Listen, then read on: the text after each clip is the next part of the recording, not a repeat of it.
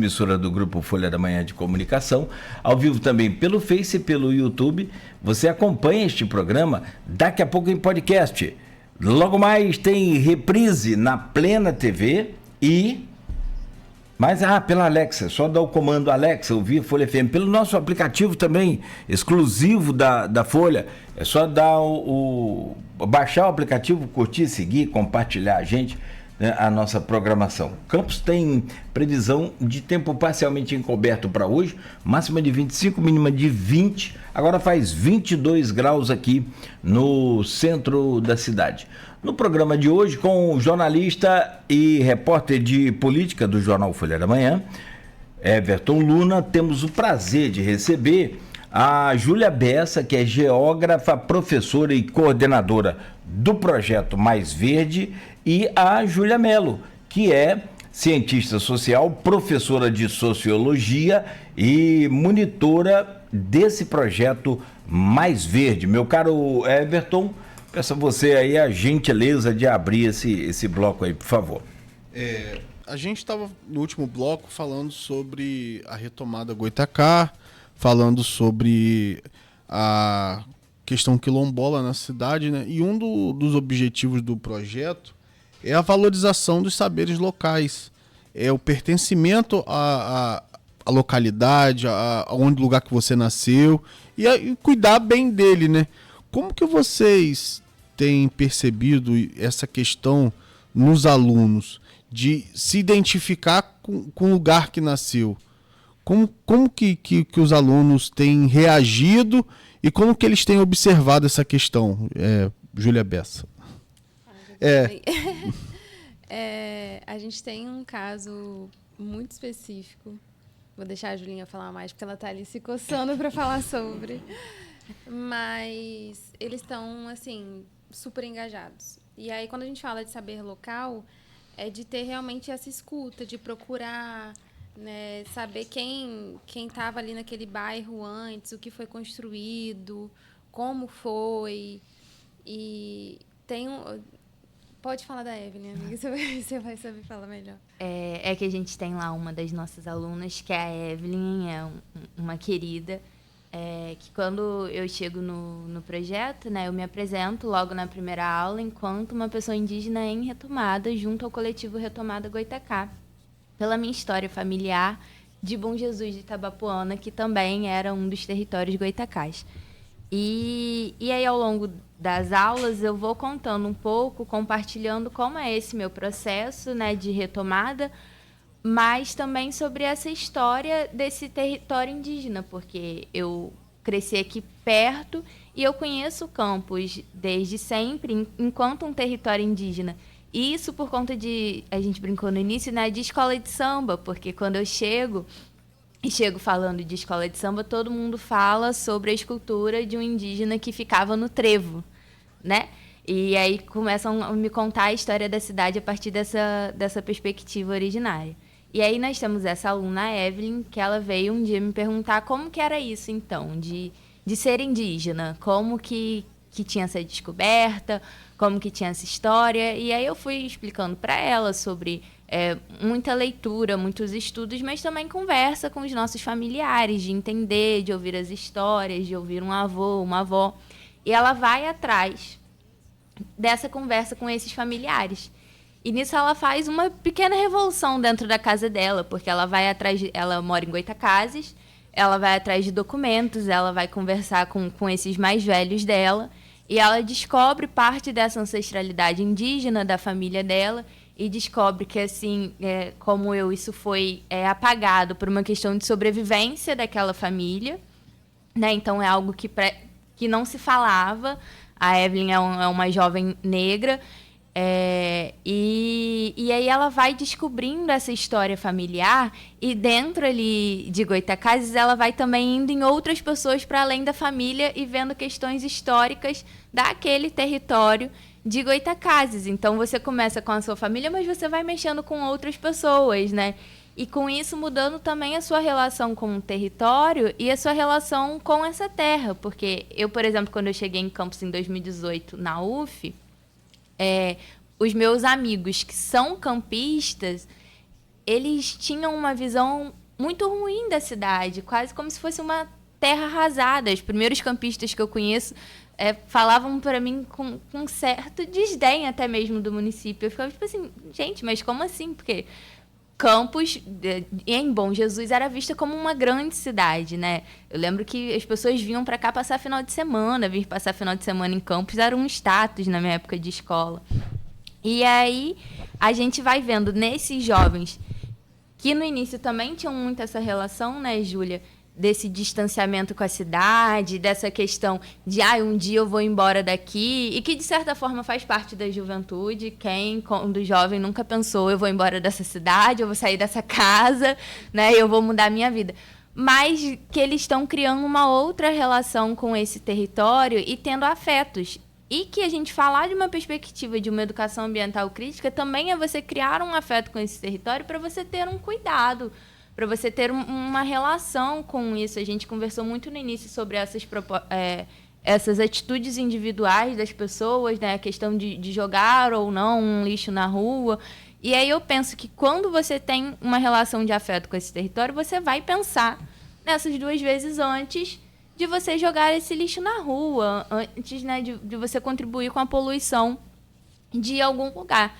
E uma das nossas propostas é nesse sentido, não passar toda essa teoria que a gente tem muito no curso, mas também dessa relação de afetos, de levá-los para conhecerem outros territórios também em Campos, né? A gente esteve em São João da Barra, junto com o pessoal lá do LCA, fazendo um campo em Gruçaí, que foi muito bacana. A gente tem rodado com eles pelas cidades, por alguns lugares. Como são jovens de áreas muito distantes da região central, eles têm convivido mais com o centro, então têm tido outra perspectiva de Campos, vendo outras possibilidades.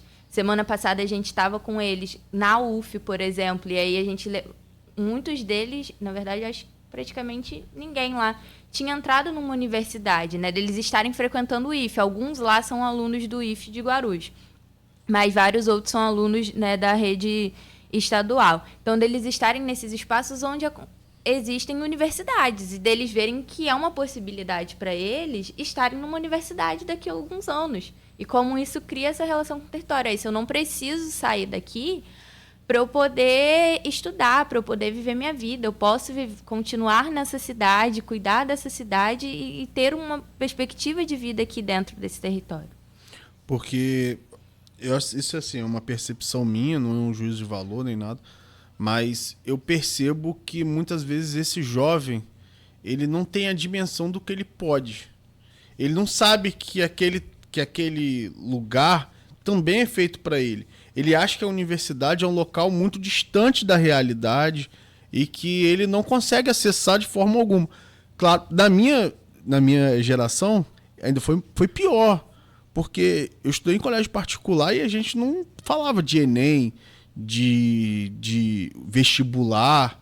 E olha que eu estava no colégio particular. Claro que isso é lá no começo dos anos 2000, antes do SISU.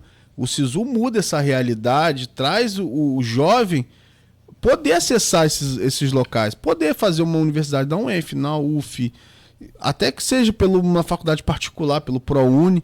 Então, eu acho que dá uma dimensão de pertencimento e de oportunidade, né? De falar, não, pô, eu posso estar aqui também. Se eu me esforçar, eu vou conseguir chegar. É claro que a gente vem de inúmeras realidades completamente diferentes, de jovens com histórias de vida complexas e que essa conversa da meritocracia ela tem um limite. Mas poder proporcionar essa chegada deles em um novo espaço, em um espaço de conhecimento, também é muito importante, né? Porque a gente só cuida daquilo que a gente ama, né? Então, quando você tem esse afeto pela cidade, você passa a pensar a cidade de uma outra forma. O professor Fábio Pi, que esteve aqui, ele fala, né, que muitas pessoas de Campos não gostam da cidade, porque acham que a cidade é atrasada, porque a cidade... Claro que a cidade tem defeitos, mas a cidade tem muitas qualidades e tem muitas coisas que a gente deve valorizar nela também. Não vai entrar naquela tese minha de que A gente não tem aqui na grade curricular dos anos iniciais da educação a história de Campos. A gente chegou a ter aqui, numa época, livros com a história do Paraná. Tudo bem, nada, tudo, beleza. O Paraná tem a história dele, bonito, legal. Mas tá lá no Paraná. Só que entre a história do Paraná e a nossa, na escolha, a gente tem que escolher a nossa. A gente chama o nosso canal Campos Macaé de Valão. Como é que é assim, Valão? Isso é falta de pertencimento. Você falar, todo jovem rebelde quer sair de casa, quer sair de... Isso faz parte de cada fase da vida da gente. Mas a gente tem aqui, e aí não é só do jovem, é essa falta de pertencimento muito grande. Eu já dei umas ideias aqui, mas eu acho que eles me pensam que eu sou maluco. Eu falei, cara, coloca lá nas creches as fotos dos patrimônios públicos históricos que nós temos, das riquezas que Campos tem. Isso vai codificando a cabecinha dessas crianças. E aí, quando cresce, vai para a escola, aprende a história de Campos. Não tem nada da história. Desculpa, o que tem da história de Campos, e aí eu ressalvo aqui, vale o destaque, algumas escolas fazem por conta e alguns professores fazem por conta própria. Não existe uma grade curricular. A história de Campos. Vamos lá, vamos trabalhar essa história de Campos. Que é o que dá pertencimento. A pessoa pensa que escravizaura viveu aqui no Solar dos Aires. Não, cara, assim, eu acho que tem uns mitos, deixa aí ter, faz parte das lendas, aquelas coisas, mas a história verdadeira a gente não tem na prática lá. E um sujeito sem história, um sujeito sem historicidade, ele não tem territorialidade, ele não tem local, ele não tem sua constituição, assim. A gente é feito de processos históricos. Então, quando a gente fala da cidade, quando a gente fala da gente, da nossa família, são histórias. E aí eu acho que entra também uma questão muito delicada que a gente comentou no começo do programa, que é a falta também de políticas públicas para esses jovens. Esse projeto está acontecendo porque ele é uma política pública. Então, ele é essa iniciativa de trazer esse jovem, botar esse jovem para refletir. E aí, vamos descobrir sua história? E a gente fez questão, no plano pedagógico, de trazer esse histórico da cidade de Campos, essa cidade usineira, essa cidade que, às vezes, eu sou campista, nascida e criada, dá esse desgosto real porque você não tem mudança. E é uma cidade que, historicamente, é comandada através dos processos políticos de coronelismo. Né? São as mesmas famílias, o mesmo poder... Né? E são processos que vão historicamente se repetindo ali. E aí, para um pobre que não tem perspectiva, não tem acesso à política pública, fica, meu Deus do céu, e aí? Para onde que eu vou? Eu tenho um exemplo disso. Quero sair daqui. Eu fiz mestrado em Políticas Sociais na UENF e eu pesquisei políticas culturais para as escolas de samba em Campos, né? Que não contente de viver de amor, vivo academicamente de escola de samba também. E aí, em 2024, o Bloco Chuva de Ouro, que é lá da linha do Limão, eles fazem todo ano um grito de carnaval, né? Eu não sei se ainda está o Vinícius enquanto presidente, mas em 2024 era o Vinícius Salles.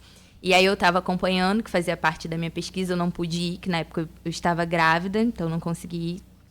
Mas eu estava acompanhando por rede social. E o bloco estava acontecendo, estava cheio de criança. E o Chuva de Ouro, ele é um espaço cultural lá na linha do Limão, né? Onde essas crianças, esses jovens têm acesso à cultura e onde eles podem, né, viver essa cultura. E aí chegou alguns policiais e falaram que era para o bloco, que acontece há anos, parar, que não era para acontecer porque ele não tinha autorização. E aí o Vinícius veio, pararam o bloco, ele teve que ir para a delegacia, o Vinícius já era o presidente do bloco, e ele veio para as redes sociais do Bloco Chuva de Ouro e falar que ele não entendeu e o que ele conta no vídeo, né, que houve uma mudança de quem estava cuidando desses policiais e que era uma pessoa que não conhecia a história do bloco e que foi alegado que estava acabando com a paz do lugar, do ambiente ali do território, mas que isso não era verdade, até porque o bloco estava cheio de crianças, tinham várias fotos das crianças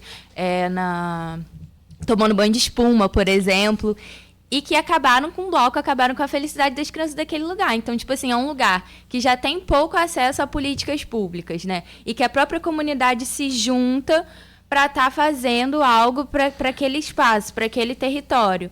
E que vem o poder público de uma certa forma, né, por meio dos policiais, e que cortam essa relação que tem ali, né, esse momento cultural, e que já não está sendo planejado pelo poder público, que é algo que eu falo nessa minha pesquisa, é como as escolas de samba em Campos têm, ao longo da sua trajetória, dificuldades, principalmente recentemente, né, nesse diálogo com o poder público em relação a políticas culturais. Mas essa é uma questão do município como um todo que a gente tem debatido de relação de políticas culturais. E quando a gente fala de cultura, por exemplo, a gente também está falando de meio ambiente, porque através 100%. Da cultura a gente fala desse território. Você falou da questão da memória e do patrimônio, algo com o qual eu trabalho dentro da universidade também, e a gente tem feito inúmeros trabalhos e projetos. Na UENF tem vários tocados pelo professor Simone Teixeira, que me orientou. Na UF também nós temos um grupo de pesquisa disso, que é o Motirô Yanderecô,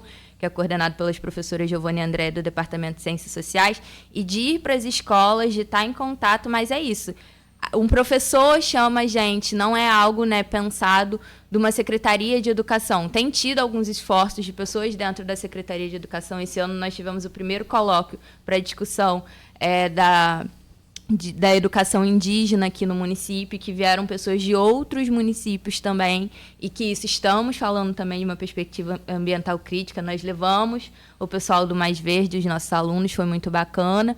Então, nós temos esforço, não posso falar que a Secretaria de Educação está parada, pelo contrário, também temos esforço, mas, infelizmente, são poucas pessoas, né? E, às vezes, são secretarias, órgãos que lutam contra o próprio funcionamento da coisa, que são boicotados o tempo inteiro.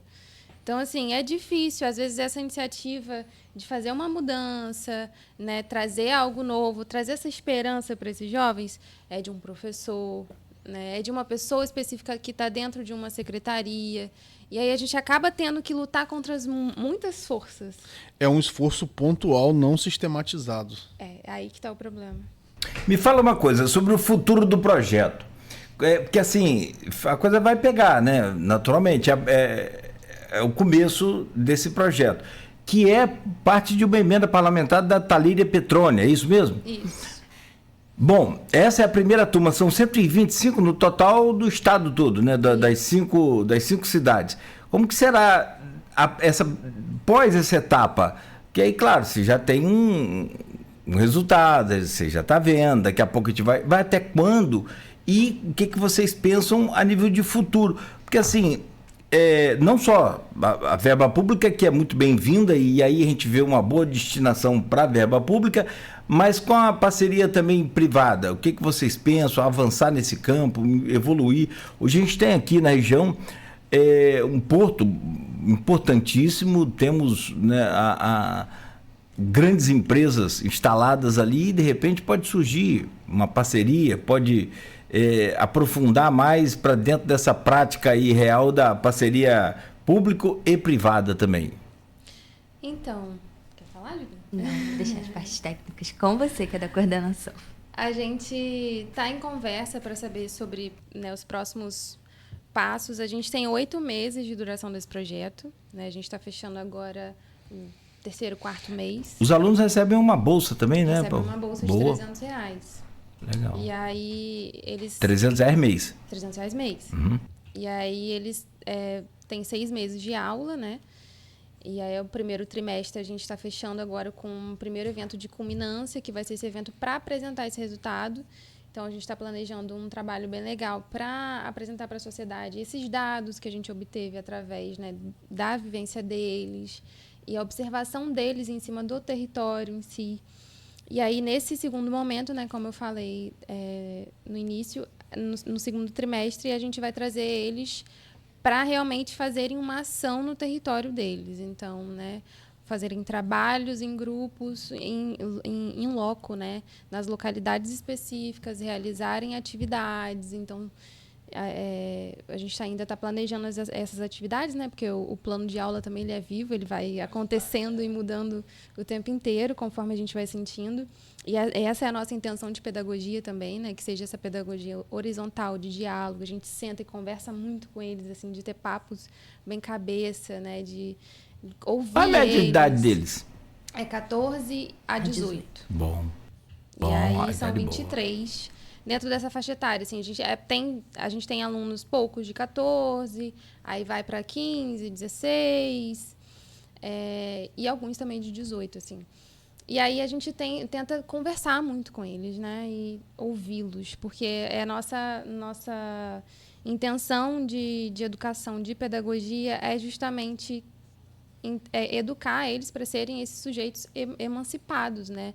Que tenham essa liberdade deles analisarem essas situações futuramente, né? Dentro do território deles, e eles, né, tomarem essa frente, denunciarem, enfim. Realmente assumir esse papel, né, essa função que a gente está tentando trazer ferramentas e apresentar para eles de agentes ambientais, né, territorialmente situados. E aí, em relação a parcerias, assim, a gente tem algumas críticas a parcerias públicas privadas, algumas, né? Não fechamos portas, né? Mas, ao mesmo tempo, a gente tem duras críticas a algumas situações, né? Como a própria, né, situação do porto. E a gente, enquanto um projeto de educação ambiental crítica, a gente se coloca nesse lugar de analisar as situações. Então, o porto ele é muito legal, traz essa dinâmica econômica para a cidade, né, para São João da Barra, também para Campos. E abre portas, abre caminhos, né, no sentido de também fornecer essas parcerias.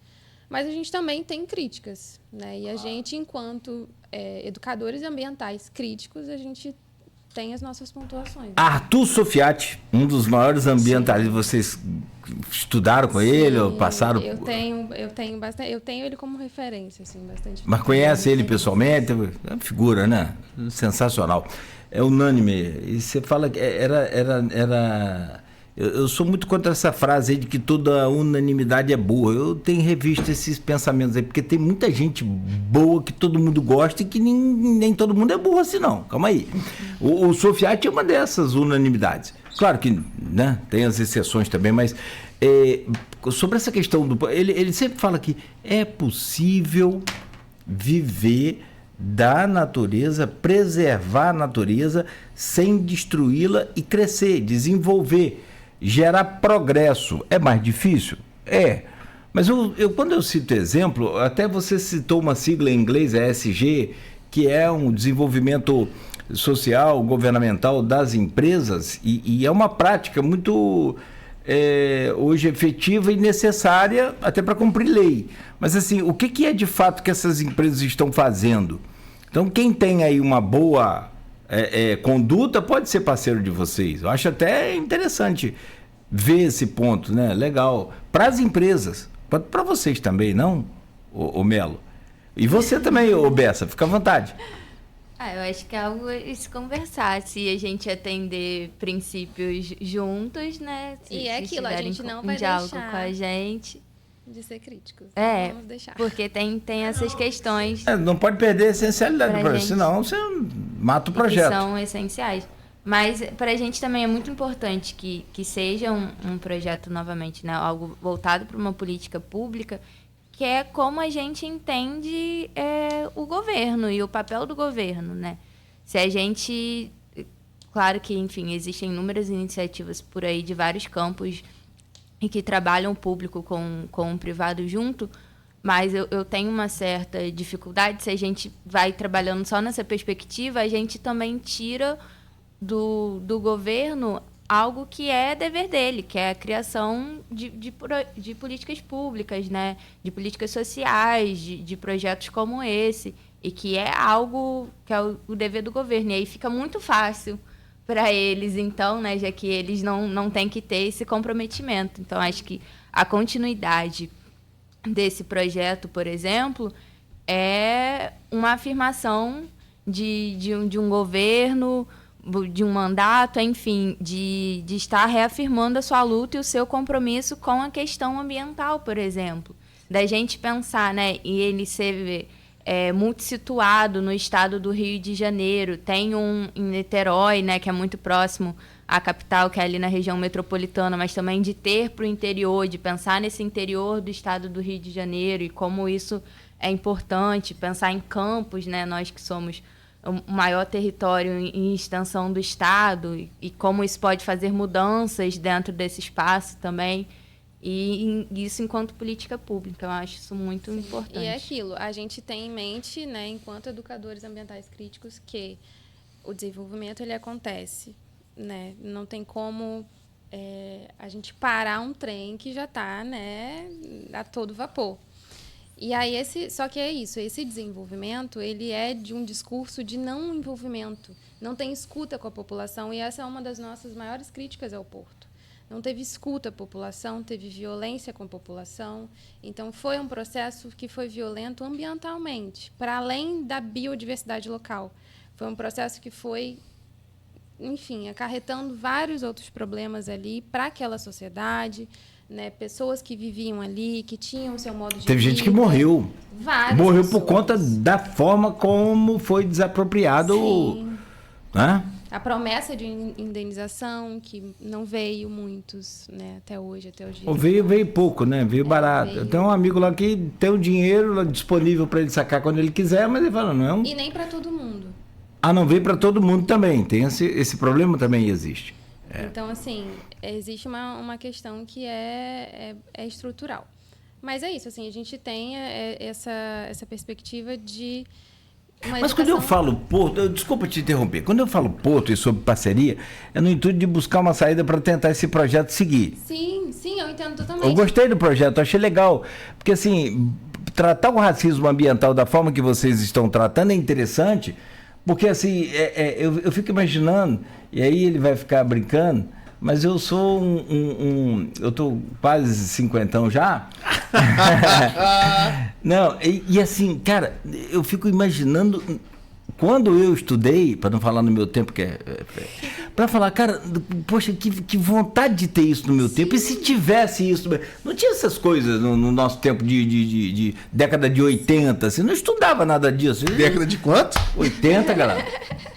80 até 90, início dos anos 90, quando terminou. assim, O conceito de racismo ambiental é de 1980. Então, tá vendo recente, que... né? É porque demora, da universidade à sociedade demora. Chegar, Não posso falar a classificação da minha geração aqui ao vivo, mas nossa geração é top. Não, e a gente precisa ter Das galáxias. Você entendeu? ter essas políticas, isso é fato. Só que essa empresa vai ouvir o que a gente tem a dizer? E ela vai topar com que a perspectiva de pedagogia... Porque tem um projeto... Então vamos lá, eu tô aqui... E aí, se topar... Magnólia falou que é pra Everton pegar pesado. Eu falei, o perigoso lá sou eu. Não, e aí eu quero provocar vocês, justamente pro debate da coisa. Mas e o projeto Caruara, que o Porto tem? Porque quando a gente cita Porto, tem que ser mais claro quando a gente falar aqui, né, amanhã em outro programa, o que é Porto? O Porto é uma coisa. As empresas que... Desculpa. O complexo portuário é outro. Então a gente tem que acho que, pelo menos para mim, eu tenho que me corrigir nisso. É porque tem uma empresa que é a dona do condomínio, né? Que é do complexo condomínio, portuário. Então, assim, e aí tem várias empresas... A Prumo que é a que zeladora. Não é? Ela é a zeladora. Não, beleza. Mas aí tem a contrapartida. Houve todo esse estupro que a gente conhece aí de desapropriação e essa coisa toda. Foi a força realmente, como você disse. E se for detalhar aqui, a gente fica o dia inteiro. Tem gente que até hoje tem traumas geracionais aí pela frente. Mas em contrapartida, o Porto criou lá o projeto Caruara. Vocês conhecem? Vocês têm pé dessa situação? Não é uma boa? Não paga aquilo que ele cometeu de errado cá atrás? Então, há críticas, né? A gente sempre vai muito nessa perspectiva de analisar o que tem de bom, mas também, né, pontual as questões que acarretam. A gente tem a Dona Noêmia, que é, assim, um símbolo de luta daquela realidade. Tinha que ser uma mulher. Né? Sempre é. Porque você sabe que Campos, a região, que é uma só, é regido pela força das mulheres. Sim. Num passado recente, histórico e glorioso para nós. Aí os homens entraram e deu no que deu. Mas vamos lá. Desculpa. O Brasil. Os homens entraram e deu no que deu. É isso aí. Então, assim, a dona Noêmia, ela é esse símbolo de luta e olhando através da vida dela, da perspectiva dela, a reserva Caruara, por exemplo, ela tem um sistema de alarme que é para monitorar a região, né? E que fica apitando toda hora que tem algum movimento ali dentro da área. E aí, só que tem os animais, e os animais andam ali. Então, aquele alarme fica perturbando os próprios animais que estão ali. E ele é sensor de movimento, então ele capta o movimento do animal e ele fica, se retire, essa área é privada, se retire. E você imagina para o animal que está ali. Então, isso é uma perturbação ainda da biodiversidade local. Então, como que você vai... Aviso eu não sei desse alarme não, tem por favor. Alarme, assim. E aí tem um aviso de voz, é isso? É. Você conhece, Everton? Eu não sabia dessa informação, não. Você não ia lá pescar, lá escondido lá não? Não. Que tem a parte ali que os pescadores parece que foram impedidos de entrar também, são impedidos ou tem um controle. Que o pessoal da reserva que conversa com a gente aqui apresenta uma história legal da reserva. Sim. Mas é isso, é um local... Então esse também. alarme fica de voz assim? Sim, Dona Noêmia nos conta assim, várias situações também que acontecem por ali. Ela vive esse ambiente, ela vive essa localidade, ela, mais do que ninguém, né, pode afirmar também. E, além do mais, a reserva, ela não conversa com a população. Então, assim, como que você vai fazer uma reserva ambiental se você não vai chamar um pescador da área, que já nem pesca mais, né, porque a área foi afetada? Então, como que você vai fazer uma reserva ambiental e você não vai dialogar com um agricultor? E aí é isso, né? É um processo de salinização das águas que, né, afetou totalmente a produtividade agrícola da região, a pesca também. Então, afetou a vida dessas pessoas. E quando a gente fala de pessoas, a gente está falando de ambiente. A reserva fica quase em uma cúpula, numa redoma.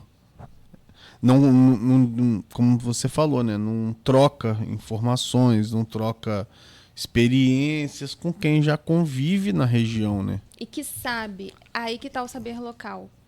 Você não escuta quem vivencia aquele ambiente. Aí chega uma empresa privada, faz uma cerquinha e fala, a gente vai cuidar disso aqui. Sendo que tinham pessoas ali que cuidavam antes. E aí você não escuta? Se aquilo ali está daquele jeito porque tinha gente que já cuidava antes, né? Ou que pelo menos não destruía o que estava ali. Nesse processo também, a Julinha falando da questão indígena, né? Quando a gente pensa a Amazônia, gente, a Amazônia é um dos grandes exemplos, assim. O solo da Amazônia, ele foi cultivado por séculos, milênios, por populações indígenas. E é um saber do solo, do cultivo daquele lugar. Então, quando a gente fala de saber local, é saber de manejo. A dona Noêmia mesmo revelou para a gente, ela teve numa aula no projeto também, ela revelou para a gente que ela não tinha tanta proximidade assim com o Porto do Açu, com a localidade do Açu. O marido dela comprou aquele terreno com o sonho da aposentadoria. Eles vêm de Minas, né? Eles vêm de Minas. E aí ela chega ali e ela fica, cara, eu sou de um lugar que é barro puro. E aqui é areia, como que eu vou produzir? E aí ela desenvolve, junto com as pessoas que já moravam ali, o saber de como cultivar aquele solo para ele ter uma boa produtividade. Então, isso foi um saber que foi acumulado. E ela teve o cultivo desse saber. Então, você imagina as pessoas que já estavam ali com famílias, e tinham muito saber. E elas foram simplesmente escorraçadas. Então, a gente tem muita crítica a muitas coisas, assim, pontualmente. E aí é esse processo. É difícil que uma empresa escute isso e continue aceitando um projeto como esse. Porque a intenção é que seja de mudança de comportamento e não de atitude, como eu coloquei no começo do programa, assim. Eles não querem que mude essa racionalidade de questionar o que eles estão fazendo, entendeu? Não só o Porto do Açu, assim, mas no geral. Não querem que questionem a forma com que eles trabalham. Só querem que vá lá remediar o problema que já tem. Só que aí, se depender da gente, a gente não vai estar fazendo isso. Sim, não. Perfeito. A provocação... Melo, você comenta sobre isso? Eu fico na questão das políticas públicas, eu concordo e estamos juntos construindo um projeto por isso, mas eu acho que a gente não pode abrir mão de que tem que ser um dever do Estado e questão de política pública mesmo, projetos como esse, iniciativas como essa, porque eu acho que cabe ao governo, né, isso novamente, a gente trabalhando direitos e deveres, que a gente trabalha na escola com as crianças, né, no ensino de sociologia, então um monte, que é criar essas propostas e mostrar essas perspectivas. E que eu sinto falta. Existem inúmeras iniciativas por aí, que a minha questão é que, meio que no final do dia, sempre quem tem que resolver somos nós, a população. Todos os problemas parecem, sabe? A questão ambiental, a questão da cultura, a questão da educação, a questão da saúde. E que a gente elege pessoas para estarem cuidando dessas questões, né? Não do jeito como bem entendem, até porque, né, isso é complexo, tem que ter uma fiscalização. Nós, enquanto eleitores, temos que estar ali nessa fiscalização, acompanhando esses mandatos, esses governos, porque se essas pessoas estão nesses lugares de poder, foi porque nós, enquanto população, colocamos essas pessoas nesses lugares de poder. Mas que esse é o trabalho deles, né, para que essas questões sejam resolvidas e pensadas em conjunto com essa sociedade. Por isso a gente vai falar de políticas públicas, por isso a gente vai falar de políticas sociais, né? E aí eu acho que é nesse sentido que a gente vai. Sim. Perfeito. Vamos fazer um intervalo rapidinho, só para a gente voltar aqui para fechar com vocês. Eu falei que ia ler a mensagem da Magnólia, não, depois eu tomo uma advertência aí, não é à toa. Ó, tá aqui, ó. E ela agora complicou aqui, ó. Falei que eu provoquei no YouTube. Bom dia, Cláudio, Everton. Bom dia, meninas. Mais uma vez levando pautas relevantes para a população. O programa é necessário para Campos e arredores, né? Que acredito ser o projeto de vocês, muito bacana. E Márcio Viana, esse programa precisa ser mais valorizado. Acompanho vocês bastante tempo aqui pelo rádio. Hoje, pela primeira vez aqui no YouTube. Magnólia, as grandes corporações precisam colocar a vida acima do lucro. Ai, difícil. E parar de mercantilizar nossos territórios, nossos corpos e bens comuns. Falou Magnólia. Querem comentar? É isso? Você falou que estamos juntos. Estamos juntos. É isso aí. Estamos todos juntos nesse propósito aí, sim. São propósitos difíceis, mas por isso que precisam ser trabalhados e lutados, né? Senão estava tudo resolvido, tudo em paz e vamos embora. Gente, são 8h42, conversando aqui com as Júlias. A Júlia Bessa, que é geógrafa, professora e coordenadora do projeto Mais Verde, e também com a Júlia Mello, que é cientista social, professora de sociologia e monitora no projeto Mais Verde. Maurício também fez alguns comentários aqui no Face, está perguntando sobre Lagoa de Cima. A gente tem que fazer um outro programa. Tem que fazer só um programa só da região serrana de Campos. De preferência se for ao vivo de lá. São 8h43, a gente passa o final de semana lá e segunda-feira a gente faz o programa de lá. Tudo por conta da casa. Tá, vai tratar de trabalhar, fazer tijolo não, pra você ver. São 8h43, a gente volta a seguir com o Folha no Ar, ao vivo aqui pela Folha FM. Perdemos um grande ceramista esse final de semana, repito aqui, seu Amaro da Conceição. Perdemos um amigo, uma pessoa, figura expoente aí dessa baixada, e um dos maiores sanfoneiros que eu já ouvi. Eu tinha a maior vontade de aprender sanfona. Eu te ensino, Claudinho, mas não, infelizmente eu não tenho talento, né? Então o seu Amaro, eu conheci o genro dele, trabalha ali perto de casa também, na Secretaria de Obras, acho que é Bu o apelido dele, e assim, família que eu tenho um carinho e respeito muito grande, justamente por conta do seu Amaro da Conceição, que faleceu esse final de semana. Outro que perdemos também foi o Henrique Oliveira, falamos aqui ontem também, e a gente registra aqui só nessa passagem agora. 8h44, voltaremos a seguir bem rápido esse intervalo, hein? Laboratoriais logo vem em nossa cabeça. Laboratório Clínico